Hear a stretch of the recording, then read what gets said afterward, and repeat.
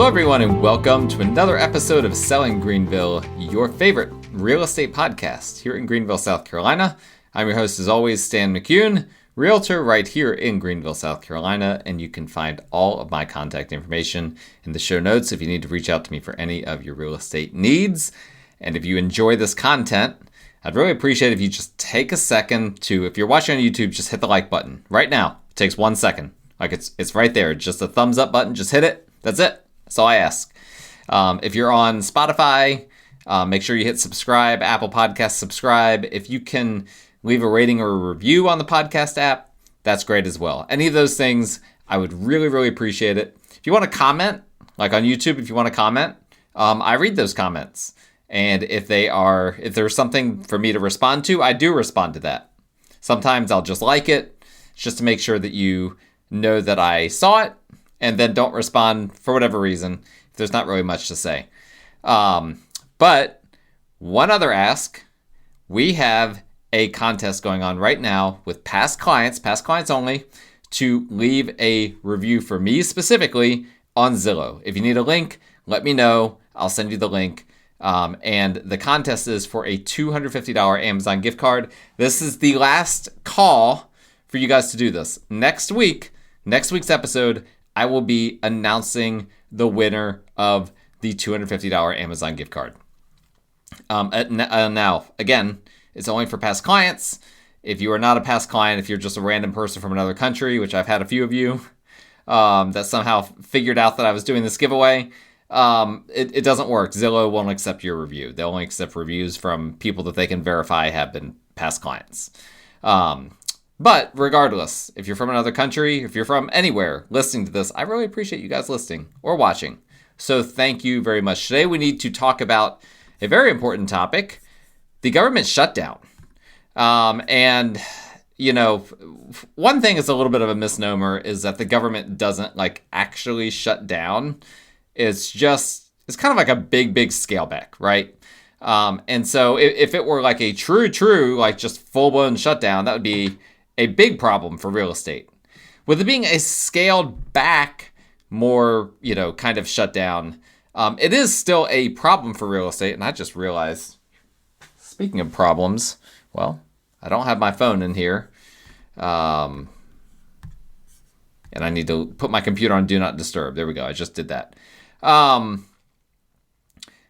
It would be a big problem for real estate if the government fully shut down. Thankfully, it doesn't. Thankfully, it only does this kind of, partial kind of shutdown. But there are still effects on real estate here in Greenville, here outside of Greenville. We need to talk about what a government shutdown does to real estate. It's been really a minute since we've had a big, long government shutdown. But there's the possibility that this shutdown that we're in the middle of, right? And I'm recording this October 7th. This could go on for another week, 2-3 weeks. There's kind of a stalemate. And honestly, I'm not going to get too political here, but there are advantages for both parties to drag this out. There are reasons why both parties would potentially want to drag this out and not immediately resolve the shutdown. And that's really, really bad, right? That just means that it's going to take longer than normal. And so we just have to deal with it. But what I'm going to be doing is I'm going to be reading a list of stuff from the National Association of Realtors of impacts on real estate that the government shutdown has, and I'll give you my thoughts on it. So I'm just going to start right at the top with the EPA, the Environmental Protection Agency. Under EPA's shutdown plan, most employees will be furloughed. This will affect various regulatory programs and compliance activities such as wetlands determinations under the 404 program and enforcement of the lead paint disclosure renovation, repair, and painting programs. All right, what does all this mean? Well, wetlands determinations, that should not have a huge effect here in Greenville. That's not really a major part of our market here. Now, that's a big deal in other parts of South Carolina.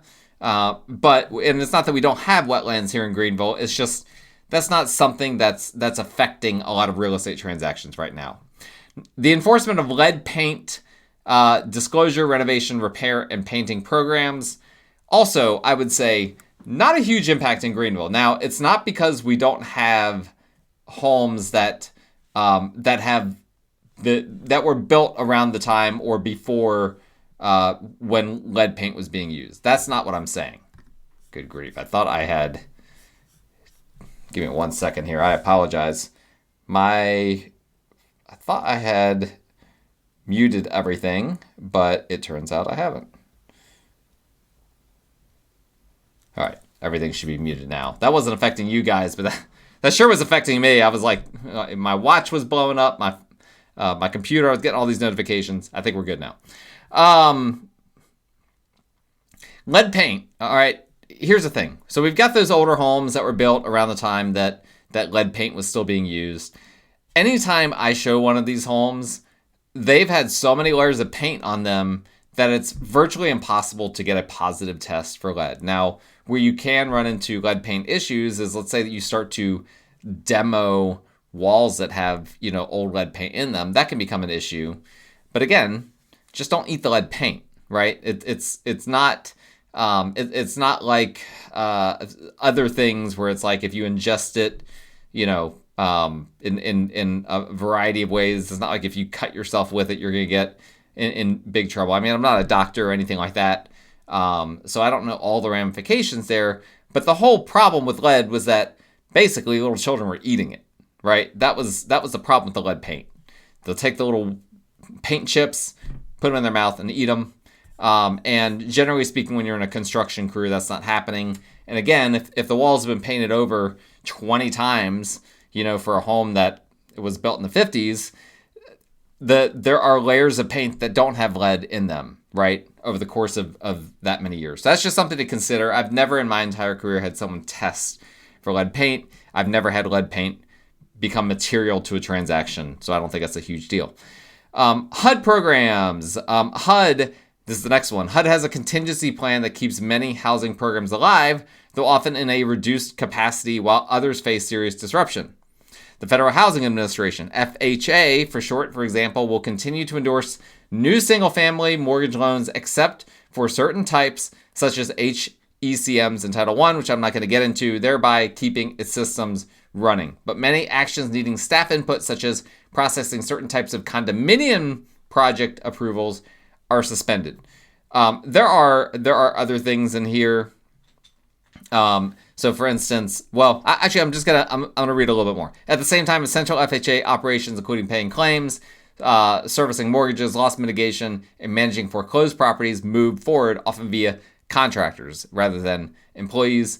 Importantly, borrowers may turn to private flood insurance if the National Flood Insurance Program lapses during the shutdown. We'll talk about that in a second. So long story short, HUD, generally speaking, is going to keep moving forward, and that's important, right? That's a huge part of it. They have their fingers all over the real estate industry, as does FHA, as does Fannie Mae, as does Freddie Mac, who we'll get to here in a second. The important thing is, again, we mentioned condominium project approvals. Again, my listeners, probably not too many of them are going to be affected by that.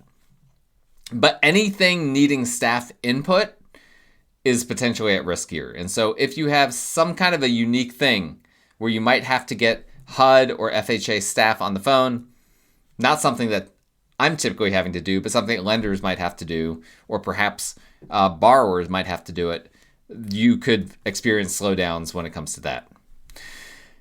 Government-sponsored enterprises. During previous shutdowns, Fannie Mae and Freddie Mac have continued normal operations since they are not reliant on appropriated funds. There are 4 key areas of consideration. We've got verification of employment, okay? For home buyers employed by the federal government, both Fannie Mae and Freddie Mac allow for verification of employment to continue after closing, but prior to delivery of the loan, all right? When you hear delivery of the loan, okay, here's an important detail. You've got a lender. They are typically going to sell the mortgage that they underwrite, okay? So you close on a mortgage, that mortgage gets sold.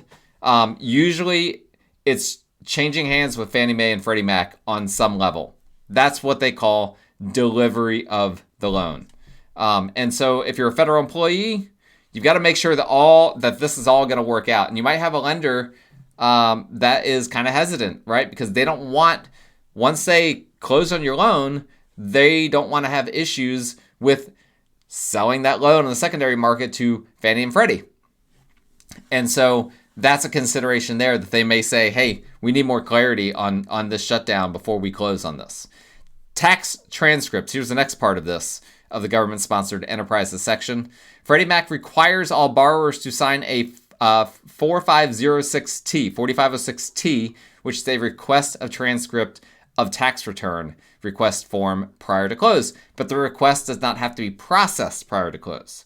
Fannie Mae requires the same unless the borrower's income can be verified through Fannie Mae's proprietary desktop underwriter verification system, in which case no 4506T is required.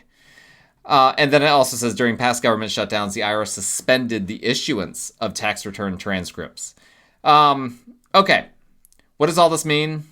Again, this could cause a delay. If you have a loan that requires a tax transcript, you are likely to face a delay on your closing. And this impacts a lot more than just residential buyers. This impacts commercial transactions quite a bit, particularly on investors. Frequently, there's requests for these tax transcripts. And so if the IRS is not doing that, that's going to cause a delay. That's something to be aware of. Verification of Social Security numbers. Sometimes Social Security numbers are disputed and must be verified. Fannie Mae allowed lenders to verify the numbers prior to delivery of the 2018 shutdown as precaution, but did not allow delivery if the number was not confirmed. Freddie Mac does not require verification of Social Security numbers. So again, you might run into a situation where you need a Social Security number to be verified, and you might not be able to get that. Now, again, this was a really, really niche case. If it happens, it's going to cause a delay. Proof of flood insurance coverage application. Both Fannie and Freddie require a completed application for flood insurance and a copy of a check for the first premium, or the settlement on the settlement statement reflecting the payment of the initial premium or the assignment of an existing policy from the old owner. We'll get to flood insurance here in a second because that could be a problem for some people. Let's see here. IRS can also cause problems. Well, they're always causing problems. But long story short, during the 2018 closure, the roughly 12% of employees who were required to report to work could open mail only in search of checks payable to the government, and were not allowed to answer taxpayer phone calls, issue tax refunds, release liens and levies, or perform most other taxpayer services. Now, here's something interesting. I've got a little bit of inside information here, and that's because my accountant took a really long time extending my tax return and all of that, and we just completed the tax returns a few weeks ago. I just got my tax refund from the IRS. And yes, I did, in fact, get a refund. I just got that a few days ago during the shutdown. So apparently they are still issuing tax refunds. Perhaps the IRS is doing a little bit more than normal right now. It's hard to say. If you're dependent on the IRS for a real estate closing, again, that's another pressure point where there may be a delay. National Flood Insurance Program. During a lapse of authority, the NFIP may not sell new or renewal flood insurance policies. Existing NFIP policies will remain in effect until their expiration date, and claims will continue to be paid until funds run out. The NFIP policies may be assigned from seller to buyer during a lapse, and most lending regulators have issued guidance providing flexibility. Private market flood insurance is also an option. This, again, impacts coastal areas and other areas of South Carolina more so than the upstate. But we do have floodplains here in the upstate of South Carolina. And if you are purchasing a home in a floodplain, this is potentially a problem, right? You don't have access to the National Flood Insurance Program. And you may need to look into this idea of an NFIP policy being assigned from the seller to buyer during this lapse period. I've never heard of that happening, but it seems like that is an option for some people if they are purchasing a home in a floodplain, because you're not going to get a new policy. And of course, it references the private market. Flood insurance is also an option. Either way, it's a good idea to contact an actual personal lines homeowners insurance company or insurance broker to discuss flood insurance, right, before you ever get a policy. Don't just go to FEMA's website and do it all there. I always recommend talk to an actual insurance person first and go that route. Rural housing program. Some of you know about the USDA loans. It's a 0%, oftentimes 0 PMI loan program designed to stimulate rural areas. It's only in specific areas. You can't get it everywhere. It has to be somewhat rural. And USDA will not issue new direct loans or guaranteed loans, and scheduled direct loan closings will not take place. So this is a big one, right? This is a lot of these other ones we've been talking about. Well, there's some workarounds, or maybe your closing will just be a little bit delayed. This one's not a maybe. This is a guarantee. If you are purchasing a home with a USDA loan, you will not be able to close on it during the government shutdown. Okay? And so it continues to say pending conditional commitments for guaranteed loans will be reviewed, and if possible, USDA may issue the loan note guarantee. Guaranteed loan closings without a previously issued guaranteed may still proceed, but only at the lender's risk. Listen, I don't see lenders taking those risks right now. Lenders are very risk averse in this environment. I would plan, really, if you're getting a USDA loan and you've not heard yet from your lender as to like what's happening, you need to call that lender right now. If you're a realtor who has a client getting a USDA loan, you're listening to the show, pause the show and call the lender to see, hey, is there an issue here with USDA with us actually closing on time? Now, it continues to say disbursements on existing construction loans may continue when necessary to protect USDA's property interests. Yeah, naturally, right? And I'm not going to get into all that with the construction loan aspect of it, but USDA is going to do what they need to do to protect themselves. Department of VA, Veterans Affairs, will continue to guarantee home loans during the government shutdown, and lenders may keep processing applications. However, some VA staff and support functions may be reduced, which may slow down approvals, appraisals, and certificate of eligibility requests. Veterans seeking a new loan or refinance should check with their lender for updated processing times during an extended shutdown. Listen, we already know that VA loans are a little bit more involved, and that's not a problem. Like they can still be closed about the same speed as an FHA loan. More often than not, a good VA lender can do it. But now we're throwing this government shutdown thing into the mix, and I think you just have to prepare. If you're trying to buy a home with a VA loan, if you go under contract during this government shutdown, put out that closing date. You got to put it out, give yourself plenty of time, give yourself maybe 45 days just to be absolutely, 45 days isn't a guarantee, but once you start getting above 45, most sellers don't want to even entertain it. So that's probably the longest that you can do. Maybe have a conversation with the seller. If the home's been on the market for a while, perhaps you can get by with doing 60 days. Remember, most contracts are structured that the closing date is on or before that date. So you could do 60 days, but as soon as the government reopens or whatever, or if the government shutdown is not a problem, you can certainly close sooner than that. Let's see here. Visa programs, EB-5 and H-2B. I'm not going to get into the weeds on all of this, but just understand the processing of labor condition applications for various work visa, including the H-2B visa, will be shut down. All right. So if you need a visa in order to purchase a home, you could be impacted by these things. Small Business Administration, the SBA, will not process new loans or approve routine small business loans, including the CDC 504 loan program and the 7A loan program. However, the agency will continue to close previously approved CDC 504 loans and carry out limited loan servicing liquidation activities. So if you're depending on the SBA, some kind of SBA loan, be aware there could be some issues with that. And I'll just end with this, which is the final part of this whole thing from the National Association of Realtors.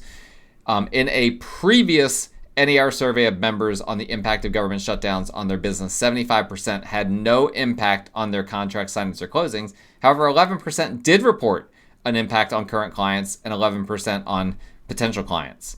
So 75% of real estate transactions, for the most part, are not affected. That number, probably the way I worded that, isn't accurate because that was a survey of members. So 75% of realtors were not affected. Also, 75% of realtors have like one transaction or fewer per year. So it's hard to say exactly, how meaningful that number is. But the point is that most people are not going to be impacted by the government shutdown. But in some of these niche cases, they could be. Particularly when you're talking about the flood insurance things, getting those tax transcripts, the USDA loans, and some of these things that require, help from VA staff or help from FHA staff, things of that nature. Again, we start getting into some of these niche cases. How likely is it? Not super likely in a lot of these instances, but real estate is a Murphy's Law industry. If it can happen, it will happen. And you can pretty much guarantee that there are realtors right now that are being affected by it. Thankfully, it hasn't affected me yet. Knock on wood, whatever. I hope that continues. But more information you have, the better. But this is a pretty exhaustive list. If it wasn't on this list, then it's a really, really niche case that would affect you. So don't freak out. Government shutdown. It too shall pass. Will it be next week? Will it be the week after? Will it be the week after that? Who knows? But it'll pass eventually, and then we'll be back to normal. Hopefully we get the flood insurance program back up and running. That's the big one, right? That's really out of all of these, that's the one that directly impacts people the most, in my opinion.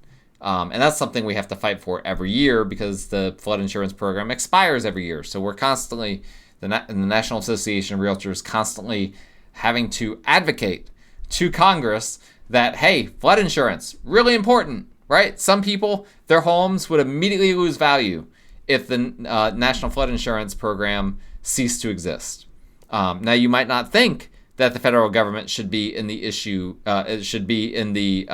in the business of issuing and regulating flood insurance, and you might have a very good argument for that. But the problem is that when it just goes away overnight, the private industry, the private insurance market, can't immediately fill that void. And that void could take months or years. And then, again, you might have people that had homes in floodplains that now the private market has taken over. Perhaps insurance costs a lot more as a result of that. It could be less, but I'm just giving out scenarios here. It could be a lot more. That could then devalue a person's home. So there's a lot that could go wrong here if, for instance, flood insurance were to be dismantled long term. Thankfully, that hasn't happened. The flood insurance program did get into the One Big Beautiful Bill that Trump signed earlier this year, but now we have this government shutdown that's throwing all these monkey wrenches into it. And here we are. We've just got to ride it out. But hopefully, no one will be severely impacted. So far, none of my clients have been impacted. Hopefully, none of you will be impacted either. If you have any questions on that, let me know. My contact information is in the show notes. If you need to reach out to me for any of your real estate needs, please like, rate, review, subscribe to the show. Please go to Zillow. Enter the contest by leaving me a review on Zillow. You can potentially win a $250 Amazon gift card next week when I announce it on this show. So please don't miss that. We will talk to you guys again next time.